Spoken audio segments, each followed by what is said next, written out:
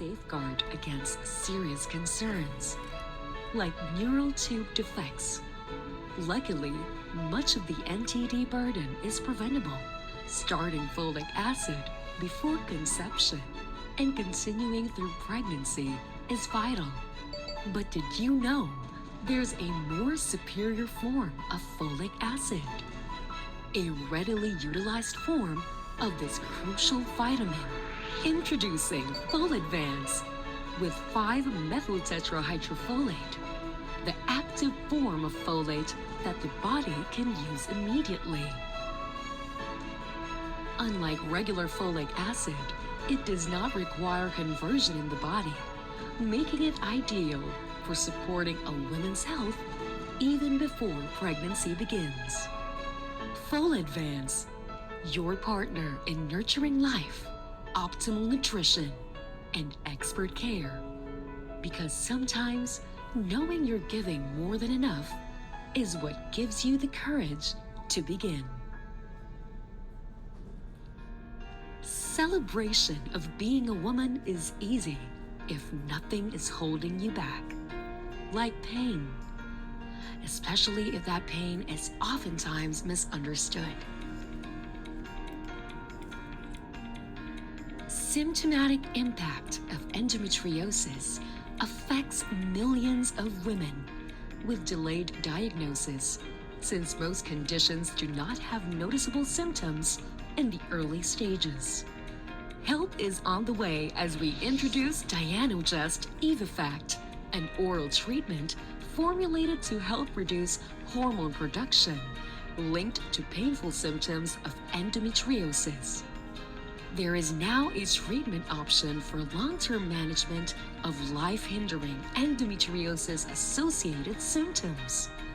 Dianogest Evifact, ending endometriosis pain, 1 tablet daily. Every woman's journey is different, but every woman deserves support that's backed by science and rooted in care. At BSV Bioscience Philippines, we are serious with our mission of bringing life to life. One of the therapy area of focus of BSV is women's health. So this explains a great deal of our understanding of womanhood and motherhood. We ensure our products like Evifact or Dianogest and Foladvance are not only scientifically backed, but accessible, high quality, and economical, especially for Filipino women. From healing to hoping, there's 2 new reasons to celebrate brighter beginnings. Dianogest Evifact, your daily dose of endometriosis relief, and 5-methyltetrahydrofolic acid, Foladvance, ensuring a safe mommy and a healthy baby. Let your journey continue with care you can trust. Dianogest Evifact and 5-methyltetrahydrofolic acid, Foladvance. From BSV Bioscience Philippines Incorporated. Supporting women's important journeys, lighting the way forward.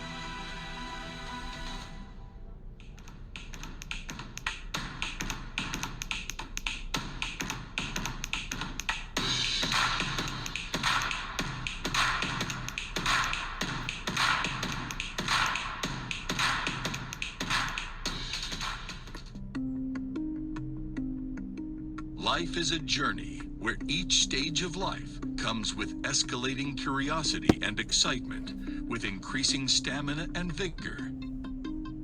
As we age, we experience different health challenges that may lead to pain and anxiety, impacting our quality of life, so much so that it disrupts our daily activities altogether. It has been qualified that 1 in 10 women suffer from endometriosis, a significant health problem that may lead to infertility, which also causes severe physical and emotional pain. Men, on the other hand, are at risk of having prostate cancer, the 3rd most common cause of cancer death in the Philippines. BSV Bioscience Philippines is your partner in helping your patients relieve the pain of endometriosis and manage your patients with prostate cancer with our Luprorelin acetate, Luprodex. Luprodex, BSV's brand of luprorelin acetate, is a GnRH agonist that is proven to decrease pelvic pain and ease endometriosis in women. Luprodex is also used in the management of prostate cancer. Luprodex is a slow-release injection that works to treat prostate cancer by reducing levels of testosterone to slow down the growth and spread of the cancer. BSV's Luprorelin Luprodex employs a microsphere-based delivery system and is available in 3.75 milligrams and 11.25 milligrams depot formulations, which releases the drug in a graded fashion. Luprodex 3.75 milligrams degrades over a period of 1 month, while Luprodex 11.25 milligrams degrades over a period of 3 months. Luprodex is backed up by BSV's more than 50 years of pharmaceutical experience. It is produced and manufactured in our state-of-the-art facilities in Germany to ensure safety, efficacy, and quality. Luprorelin acetate, Luprodex, promotes better efficacy due to consistent plasma levels, drug stability inside depot formulation, and improves patient compliance. Luprorelin acetate, Luprodex 3.75 and 11.25 milligrams are now available. Ask your BSV representatives for more details.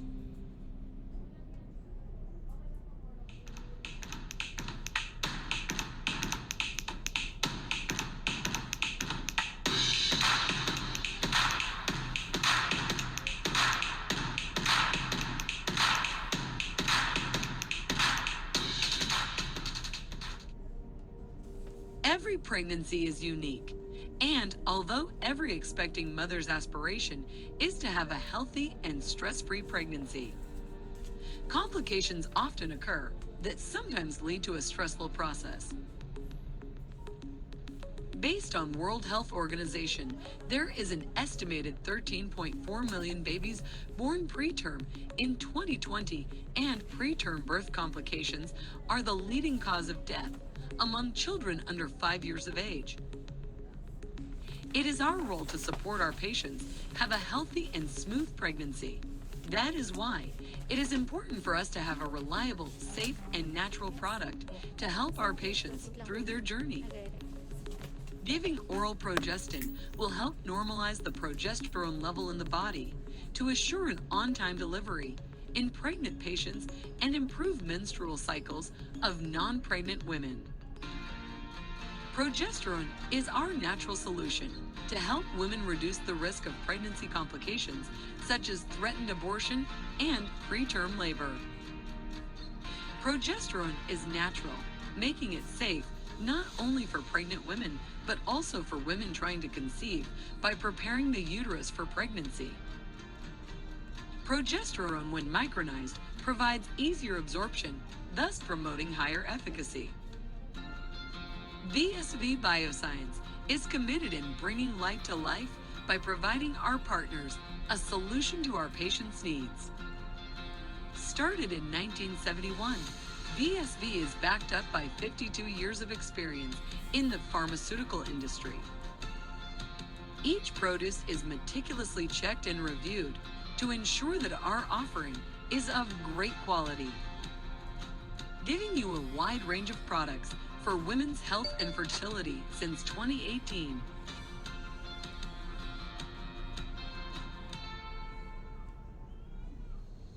It is our pleasure to introduce to you the newest product of BSV, Micronized Progesterone Myprogen. Progesterone Myprogen is natural, making it safe for your patients, micronized, for improved absorption and efficacy, economical, promoting more patient compliance. Micronized Progesterone Myprogen, now available from BSV Bioscience Philippines.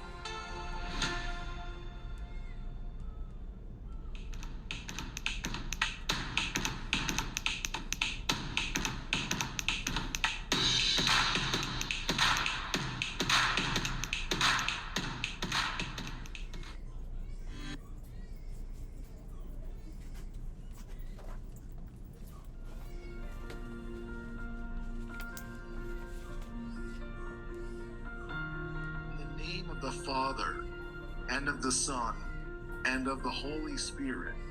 Amen. The Lord is my tutor. He has taught me everything I need to pass the exams. He lets my mind to feed in fertile fields of knowledge and leads me beside quiet pools of self-confidence. He gives me instant insights. He leads me to the right answers and solutions as he has promised. Yes, even though I go through the hardest examinations, I shall not be afraid, Lord, for you are always with me. Your wisdom and your guidance shall always pull me through. You always give me the right answer to any question or problem I encounter. You tutor me all the way. Even now, my mind is full of your knowledge. I know that your guidance and your wisdom shall be with me all the time, and your success shall be mine at the end of the exam. In the name of the Father, and of the Son, and of the Holy Spirit. Amen.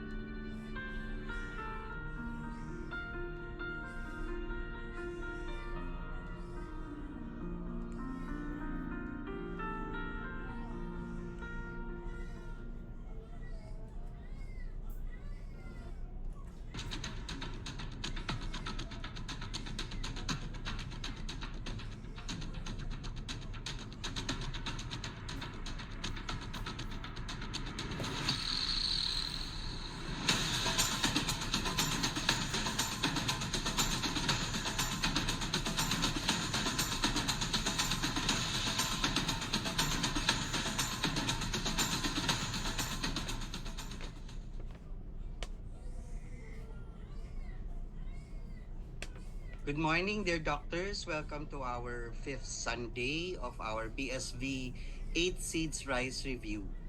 So for today, I will introduce to you our speaker. Our speaker Recording in progress. Our speaker is a Professor 12 of the Department of Pharmacology and Toxicology of the UP College of Medicine, and also a clinical professor of the Department of Obstetrics and Gynecology of UP College of Medicine. Our speaker for today, Dr. Maria Stephanie Faye Cagayan.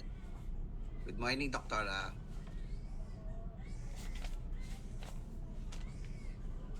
Good morning, everyone, and happy Sunday to all. This is the last Sunday of August, which is also my birth month. So it's a providential Sunday. So good morning, and for today we will be discussing so many topics, but basically mga basic concepts foundational. Okay, so just to break down the different topics that we will be looking at. So the first half of this morning will be spent talking about clinical correlates of the female reproductive structure. So anatomy tayo, magre-review tayo ng anatomy and their clinical correlates and how we use them in the field of OB and obstetrics and gynecology. And later on, yung dulong half ng first part ng lecture would be on operative vaginal delivery. And then we will have a short break wherein we will have, I think the BSV will be having a product presentation. And thank you very much, BSV, for partnering with 8 Seeds to give this very productive review sessions for our residents, which they will be really using for the in-service exam. And then the second half of this morning will be spent talking about first and second trimester losses. Although it wasn't put there in the PubMat, I think we will also be going through GTD unless ayaw nyo na, unless sawang-sawa na kayo sa GTD, okay rin lang naman na hindi na tayo mag-GTD. So depending on the time, so those are the 4 topics: clinical correlates, clinical anatomic correlates, operative vaginal delivery, first and second trimester losses, and GTD. So kaya ba nilang mag-react dito? Yes po. So for the answers on your MCQs, Doctora, they can put it in our Q&A box po. Okay. So, but I will just be, kasi ang dami nila, no? I think we will be reaching in a while around up to 400. But for now, may I just see from everyone who's now in the Zoom platform your readiness to join today's lecture by putting emoticons of smileys, hearts, na ready na kayo. Ay, sana makita ko yung emojis ninyo. Doktora, they can only put, Q&A lang. ayan, meron daw sa Q&A box. They're putting it na.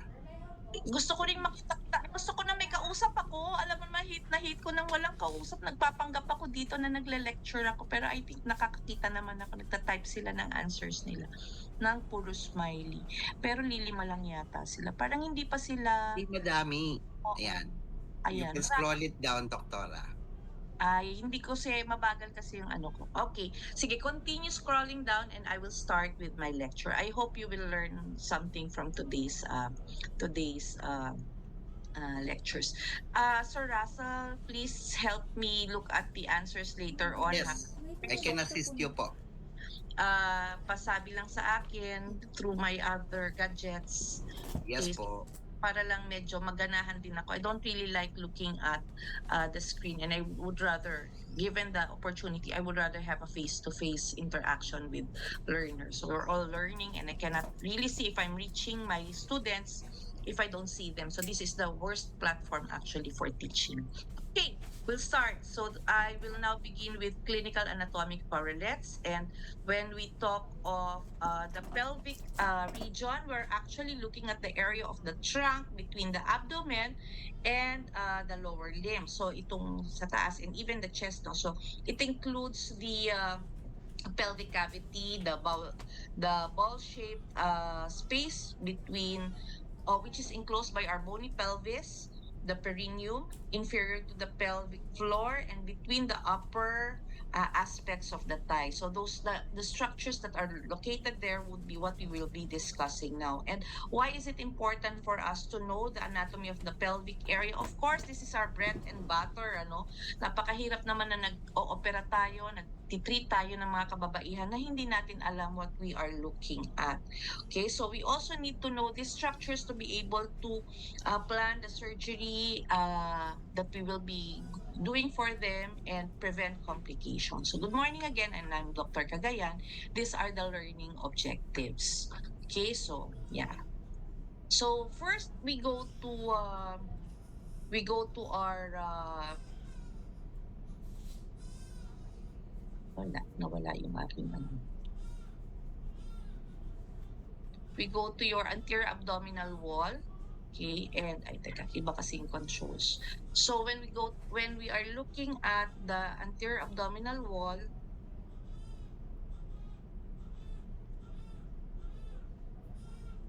yan, toxic ng live ko. Wait lang po ha.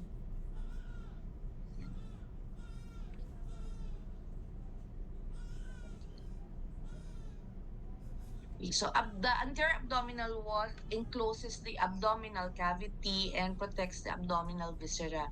And the layers of this anterior abdominal wall, which we will be encountering when doing laparotomy. So at this point, it's already August. So most of our first years have already started assisting in your gyne OR. So let us look at each structure. So you have your skin going superficially up into the level of your peritoneum or your inner cavity. You have your skin, then followed by your subcutaneous layer, which is composed of your campus fascia and your scarpus fascia, and then muscular layer,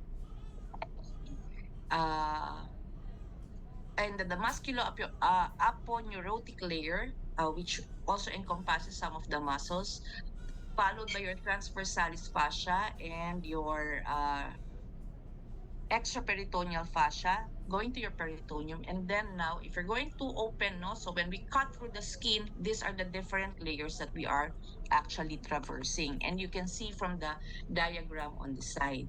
Okay, so let us first look at each of these structures and how they are significant in our daily work as OBGYNs. So for the skin, if you're going to look at the following, these are the different types of what is important for the most superficial aspect, which is the skin. So here, what we would like to look at would be the different skin incisions during our surgical procedures. No? So these are the different types of incisions, and you can either have a midline, okay, versus a transverse incision. So midline, alam na natin yan. So from the head down to the pubic area. And then we have transverse, which is horizontal, no? So midline, vertical, okay, you can actually have vertical incisions but are not really within the midline, but it doesn't look aesthetically well. So we also have different transverse incisions depending on their locations.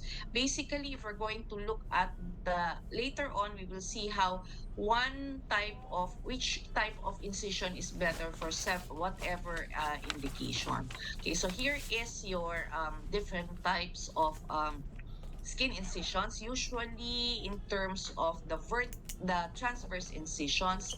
And looking at this table, no, you will be able to look at the pros and cons of each of the different transverse incisions. So let's go back. Okay, so just so you can see, no, kung ano ba yung Maillard, ano ba yung Joel Cohen, ano yung Fan and Steel. But in our practice, I think almost all of you guys would already be just doing the Fan and Steel at this point, unless, no, so hindi na uso yung ibang mga skin incisions, and they're just being discussed for academic purposes. Okay, so the different differences would also be in terms of how you're opening the layer, the fascial layer, and even the uterine incision and even the closure. So just take a look at this. If you would like to do a screenshot, then you may do so. Okay, so basically, these are the different benefits versus disadvantages of a transverse versus vertical incision. Of course, if we're thinking that we might extend, no, we might need to look at the other organs of the abdomen. That would be the vertical incision would be better suited. But we have also been taught, no, we have also been taught in the past that we have also been taught in the past that if we have a patient who is obese, no, and we have difficulty thinking if their coaptation would be good, then a transverse incision or Fan and Steel would give us a stronger type of closure. So looking at your transverse incision, and this is your Fan and Steel, it has more cosmetic appeal. I ito actually medyo mali ito. Actually, the post-operative pain, they say, is more with your transverse incision rather than your vertical incision. But again, it would also depend on what nerves have been hit, no? But incisional hernia is less with your transverse incision. Okay, technical skill, hindi na rin totoo na you need more technical skill with transverse, because skill is just a matter of mastery. So if you've been doing more and more transverse incisions, Fan and Steel incisions, even with your gynecologic surgery, at the end of the day, you are more skilled, no, than your vertical incision. But they say that mas madali ang vertical incision. Okay? Yan. So those are the pros and cons. Now going to your anterior abdominal wall with your subcutaneous layer, you have your Camper's fascia, which continues to the peritoneum and provides the fatty substance, no, to the mons pubis and labia majora. And your deeper membrane would be your Scarpa's fascia. Okay, what is your Scarpa's fascia known for? It will continue inferiorly as your Colles fascia.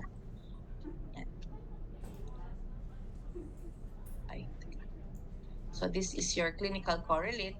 If you have an infection, no, usually the perineal infection or hemorrhage is superficial to your callus fascia. So that will, yung kapag nag-close kayo, especially kapag ito ay Pfannenstiel and you see a hematoma or abscess formation, usually what will involve the superficial abdominal wall would be a connection through the callus fascia. So, looking now at your transversalis fascia or your rectus abdominis, no? So, the aponeurosis of your external, the aponeurosis of your sternal and internal oblique and the transversus abdominis would now be divided by your arcuate line. And so, here you're going to look at the following structures, no? So, in a transverse cut, it's your linea alba that you will be using as your landmark. So, what other things would be significant when we're talking about your anterior abdominal wall? So, aside from your incisions that you will be using during laparotomy, another, probably another concept that you need to learn would be the blood supply of your anterior abdominal wall, because these are the ones that will cause hemorrhage at the time of closure, especially yung mga residents yung nagsasara, or if you're going to cut through, ano ba yung mga areas na magiging madugo or will cause problematic hematomas when you are cutting through this structure. So this would now be the blood supply of your anterior abdominal wall, and it comes from your femoral artery, which branches into your superficial epigastric artery, superficial circumflex artery, and superficial external pudendal artery.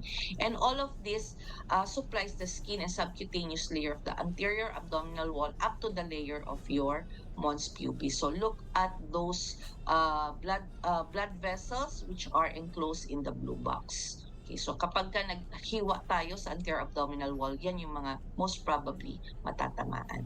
So our first question is, which vessels are commonly transected when doing a Pfannenstiel incision? So A, B, C, or D? Sir Russell, can you check? So here, can I just see some of you trying to answer this question? And Sir Russell, pakisilip naman para hindi ko na kailangan galawin yung Q&A box ko kung ano yung majority ng answers. Just wait for a few of them to start answering. Actually, Doctora, mix of A, B, and C. Ay, mix ba talaga? Mix talaga. Pero mas marami ang C. Okay.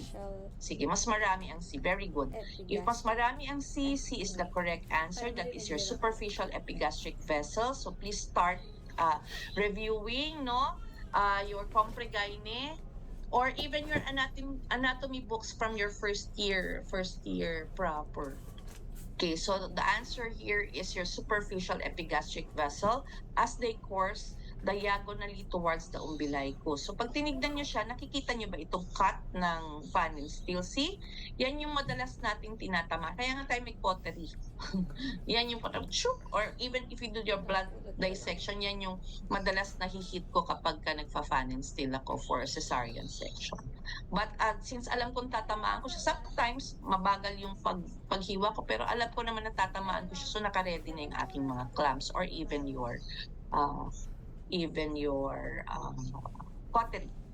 So, on the other hand, your internal iliac vessels will supply the muscles and the fascia. So this would now be what vessels? This will now be your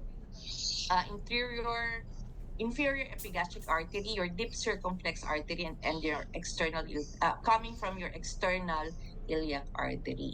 Okay, so ang branches niyan would be your inferior epigastric and deep circumflex. So yung muscles naman yung tinatamaan niya.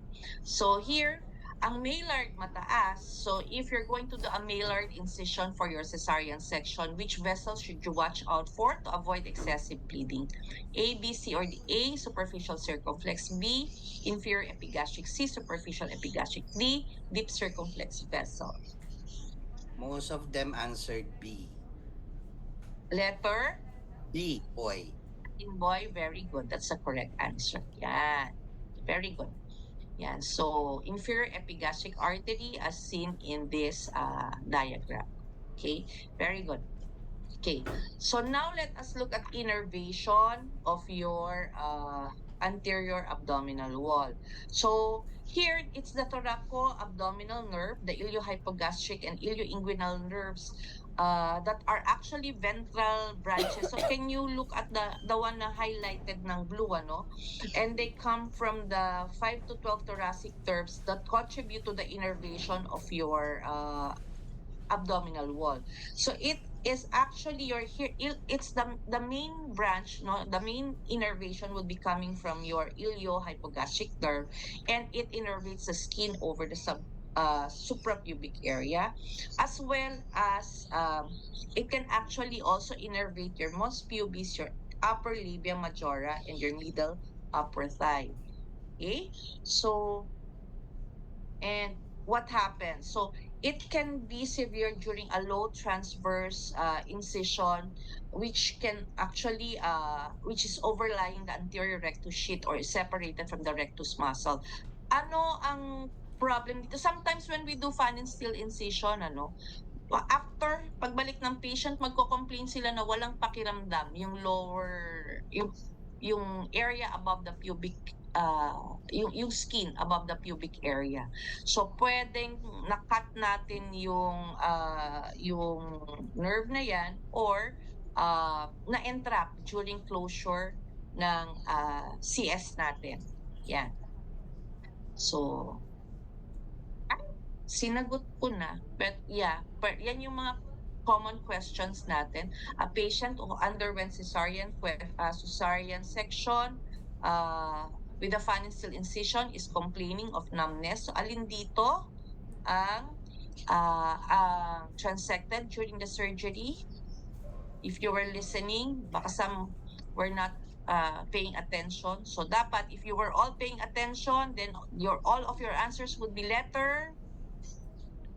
Most of them answered Hindi pa rin all of them answered.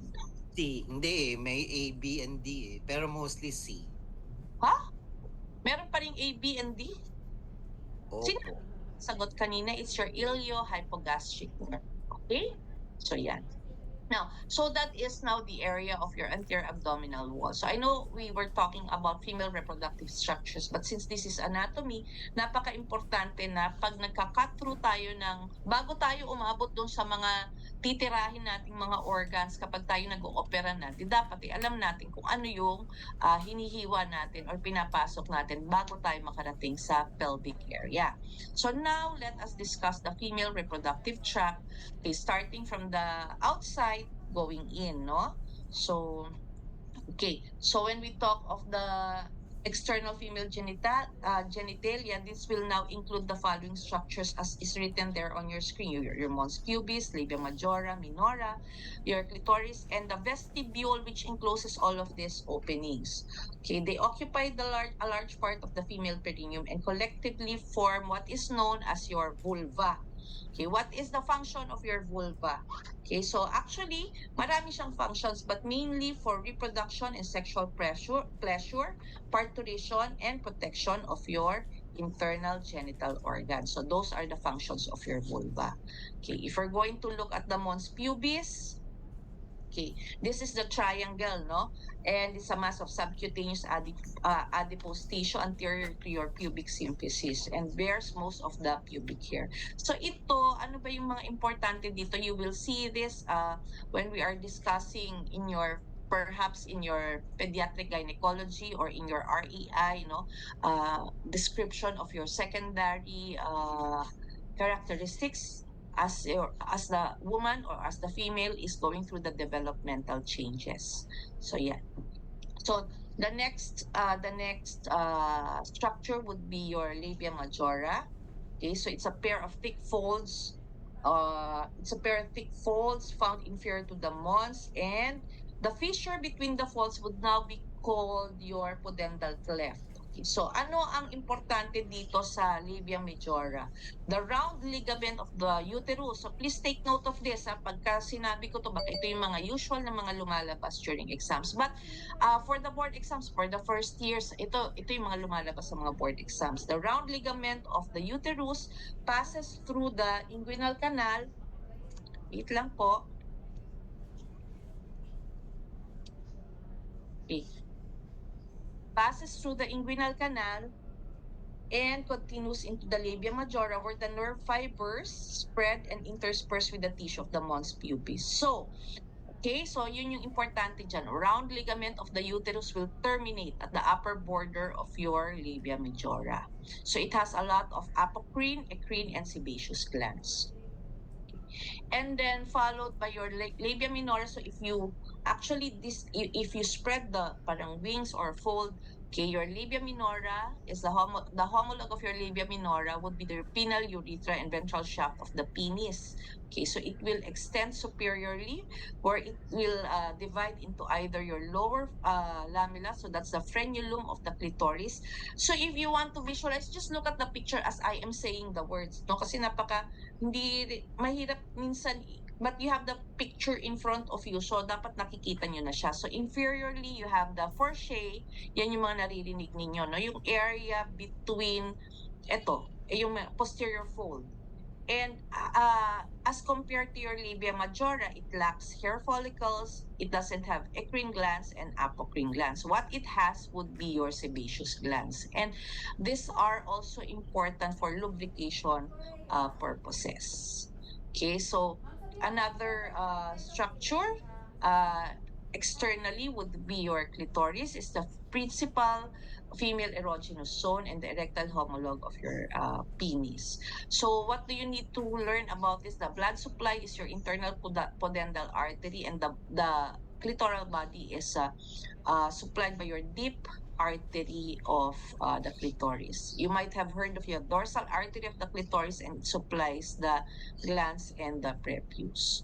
So kung para dun sa erection, parang, of course, your clitoris will also have some form of erection during peak of pleasure. So that would now be your dorsal artery of the clitoris, which will be supplying the blood. Okay, so just as a summary of the difference between your labia majora and your labia minora would be the following. Okay, so I will not be discussing this anymore with you. I think what is important would be where most of the glands and hair follicles are, and that is your labia majora. Okay, and the epithelial lining, which is non-keratinized stratified squamous for your minora as compared to your majora. So for the vestibule, we have 6 openings. No, you have your vaginal introitus, you have your urethral opening, and then on both sides you have the Skin's glands and your Bartholin's glands. Okay. And then hymen. For your hymen, we will discuss hymen later in terms of yung mga abnormalities niya. So just look at, again, situate yourself and familiarize yourself with the anatomy. Okay, so hymen is mainly composed of elastic and collagenous connective tissue. Okay, the outer and inner surfaces are covered by non-keratinized stratified squamous epithelium. So ano bang kailangan nating matutunan sa hymen? Maraming mga parang mga abnormalities. Not all hymens are, hindi siya straightforward na perforated or imperforate. So even the perforations can actually be different. So look here, these are the different anatomic variations of the normal hymen. Okay, yung full imperforate would be the letter B, but meron ka parang tinatawag na microperforate, you have your cribriform, and even your septated hymen. Okay, so here, what would be the clinical correlate is if, for example, you have a patient with primary amenorrhea, one of your differentials, especially in a young patient who complains of cyclic pelvic pain, and then on examination, there is an imperforate hymen, no? Then, yan yung isa natin sa mga pwedeng makita. Okay. So, asan yung akin? So kapag nag-rupture na, no, or kapag hindi na virgin, so to speak, we have the hymenal paruncles, okay? So you can have your parang tags or small thin elevations, mucous membrane around the vaginal opening. And then you have the two glands. You have your Skin's glands and your Bartholin's gland. Sa atin, very significant ang Bartholin's gland, no? So one of the infections that are very commonly seen, your Bartholin's cyst and abscess, are due to the blockade of your Bartholin's gland. So the homologue of your Bartholin's gland is your Cowper's gland. It lies inferior to the vascular bulb. Okay, some would say 4 and 8 o'clock position. Others would say it's 5 and 7 o'clock position. Basta know na nandito siya sa baba. Ang skins nyo nasa taas, ang Bartholin's nyo ay nasa baba. So it's either 5 and 7, opposite sides. Just remember the face of the clock. Okay, or some books would say it's 4 and 8. So for your Bartholin's gland, either infection or trauma, you may have swelling and obstruction, okay, that may form a cyst wall, or if an infection is to occur,